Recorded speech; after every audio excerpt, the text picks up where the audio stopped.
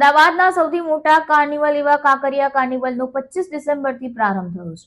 મુખ્યમંત્રી ભૂપેન્દ્ર પટેલે કાંકરિયા કાર્નિવલનું ઉદ્ઘાટન કર્યું હતું. ઉદ્ઘાટન સમયે મુખ્યપ્રધાને ભૂતપૂર્વ વડાપ્રધાન અટલજીને યાદ કર્યા હતા અને કરોડના વિકાસ કામોનું લોકાર્પણ કર્યું હતું. અમદાવાદમાં વર્ષ 2008માં ઐતિહાસિક કાંકરિયા તળાવને કાંઠે કાર્નિવલ શરૂ કરવામાં આવ્યું હતું. ત્યારથી જ શહેરના લોકોમાં આ ઉત્સવ લોકપ્રિય બની ચૂક્યો છે.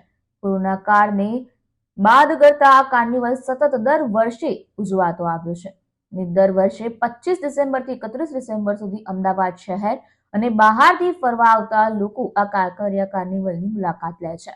અહીં જુદી જુદી રાઇડ્સ, ફૂડ, લાઇટિંગ, સંગીત, મનોરંજનના કાર્યક્રમો ઉપલબ્ધ છે.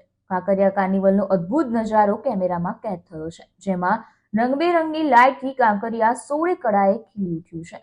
તો તેવો નજારો જોવા મળી રહ્યો છે અને માનવ મેદનીથી કાર્નિવલમાં 4 ચાંદ લાગી ગયા છે.